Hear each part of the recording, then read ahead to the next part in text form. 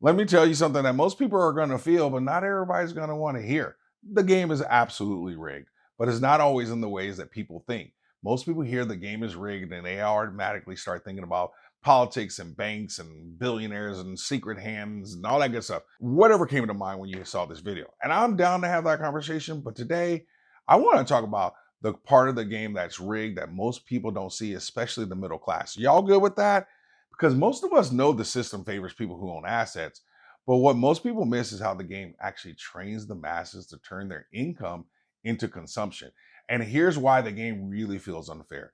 The wealthy are taught and trained something different. They're taught to turn their income into ownership in the form of assets. That's the trap in the nutshell. But we're not just here to identify the trap. We're here to figure out how to get that cheese without getting caught in the trap. So before we leave this video, we're going to talk about the trap, how it works, and how you can still win. Y'all with me? Good.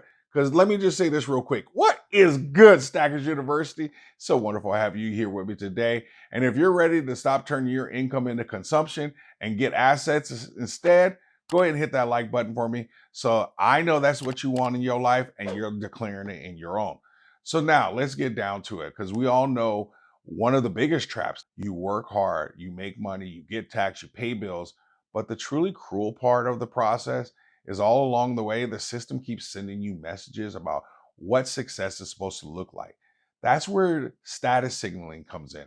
Status signaling is when you spend money to show people how well you're doing, basically flossing, or what we used to say is high siding. It's buying the image of success before you actually build the foundation of success. And the dangerous part is that once everyone starts trying to look successful, we end up competing in a race that empties our bank accounts. Here's the counterintuitive part. Status spending usually doesn't satisfy the desire to spend. It only opens the door to more spending.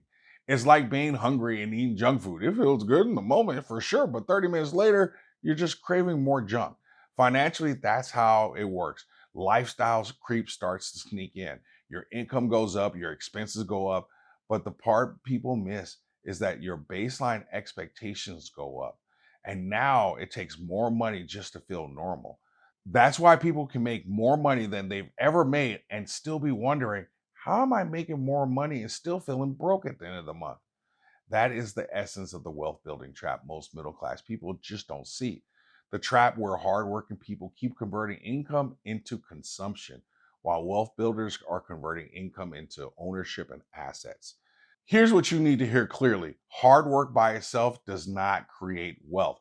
Hard work creates income, and it's a big old Kardashian, but that income only becomes wealth when it's converted into ownership in the form of assets. And that distinction changes everything financially. The game needs you to only focus on how to earn money so that you can status signal to everyone how wonderful your life is. Now, pause. When you spend for the sake of status, what are you really doing? All you really doing is changing your dollars, aka your employees, aka your potential wealth, into the assets of someone else, like BMW, Gucci, or like fill in the blank. It doesn't matter. So every month you're converting your assets into things in the form of consumption as your dollars speed through your life like it's on the highway using the fast track lane to someone else's income statement. That's the game, y'all. Instead, your dollars need to start producing, protecting, and growing for you, not for someone else. And that is how you win in this game that feels completely rigged. And even though the game is rigged, let me tell you, you can still win. I want you to hear that. Did you hear me? Good. Because I need to also make sure that you're not taking this message the wrong way. I want to be clear. I'm not telling you to live broke, miserable, cheap, or without joy so that one day maybe you die with a big old balance just to pass it on to your loved ones. Just because you've built wealth doesn't mean you've also lived a good life, and we're always trying to find that balance. That sounds more like financial suffering to me when you do it the other way. And as I always like to say, suffering always seeks compensation. Did you know that roughly 60 to 70% of the US economy, GDP, depends on consumer spending? That means the entire US system basically is built around and incentivized to encourage you to spend and consume more. And that's another reason why the game feels so rigged and you feel stuck. Because the trap is not just that you spend, the trap is that the entire machine is built to keep your labor turning into consumption. You spend 1/3 of your day working for money just to give it back to the system, to the game, and the game keeps taking advantage of us. Now, I might have said that in a little bit of a mean way, but I hope you get the point because I need you to really see it for what it really is. The system doesn't just tolerate spending, it survives off of us like parasites. It needs you spending, swiping, upgrading. It needs you financing, subscribing. It needs you replacing things that still work. Most importantly, it needed the young Drstacker to trade in a paid off 1997 Mitsubishi Mirage for a 2002 Montero because now I was a director of residence life and I thought I needed to look like it. And when I pulled up to work, economists call this cycle the velocity of money, which is essentially how quickly your money moves from you to other businesses or other parts of the economy. While that movement of money is great for the economic machine, it usually isn't great for you and your financial life. Think about this.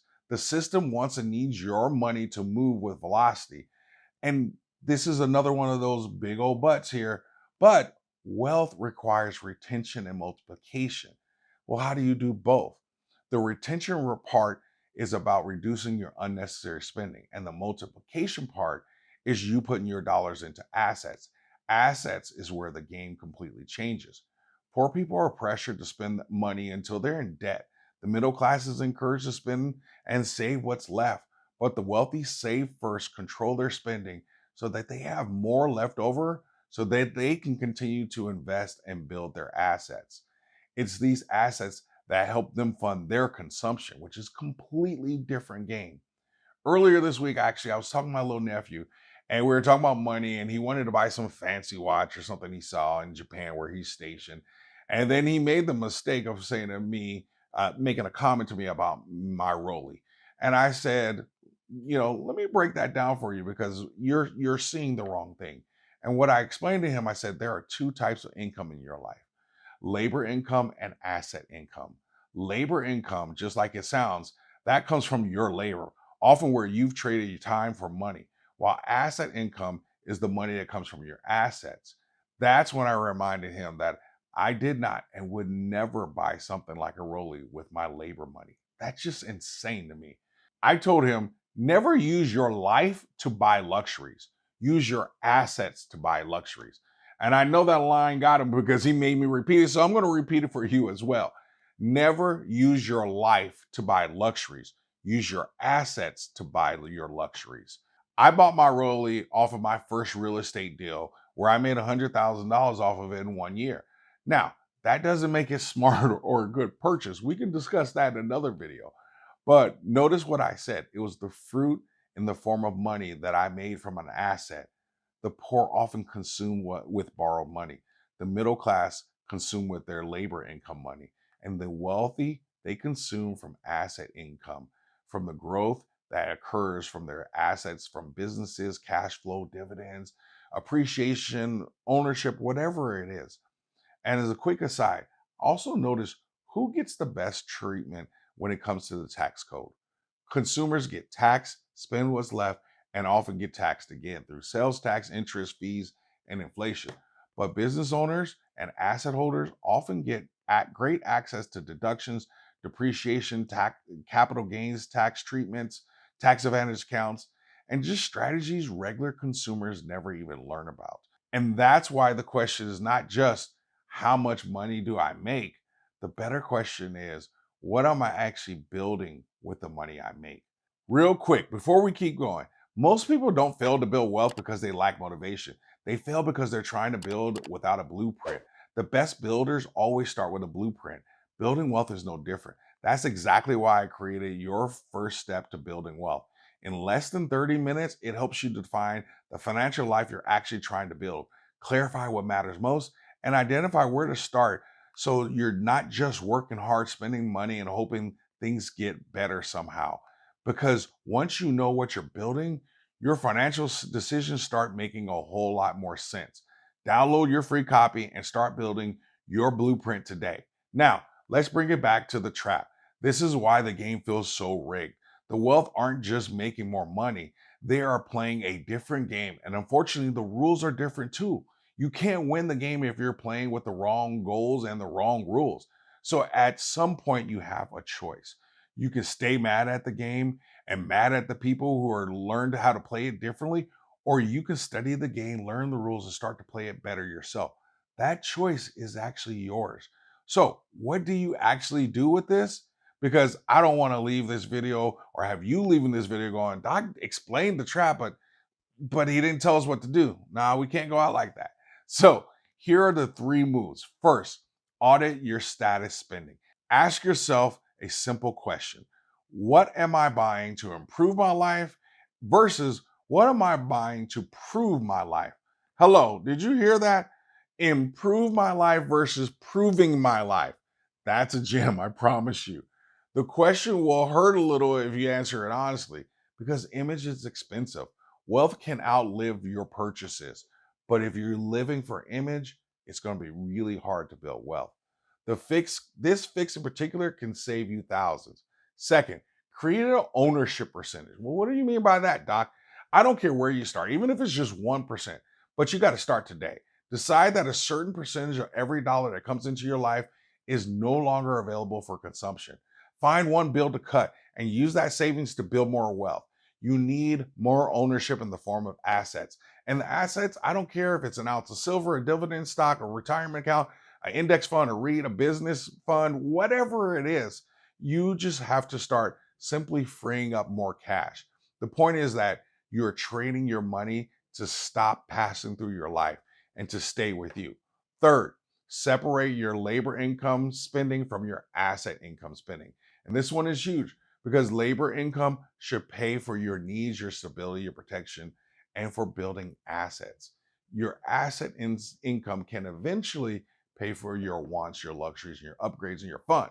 But before you buy something expensive, ask yourself, am I buying this with my life or am I buying this with my asset? Because labor income comes from your time, your effort, your energy, your body, your life force. But when assets pay for luxuries, now ownership is funding your lifestyle. That's a completely different game. That's how you start moving from consumer to owner. Not overnight, not perfectly, and definitely not quickly, but intentionally. The goal is to not stop enjoying your money. The goal is to stop letting enjoyment consume your future. The goal is to stop using labor income to look wealthy and start using labor income to build the assets that can actually make you wealthy in the long run. Poor systems turn income into survival spending. Come a little closer, let me say that again. Poor systems turn income into survival spending. Consumer systems turn income into lifestyle spending. Wealth building systems turn income into assets. That is why wealth is a behavior. Not because math doesn't matter, it does. But asset accumulation is how you win the game. And your behavior determines whether any of that stuff actually happens consistently. In the comment section, what's one thing you see people buy to prove that they're doing better than they really are? Next question. Be honest now. What's harder to control?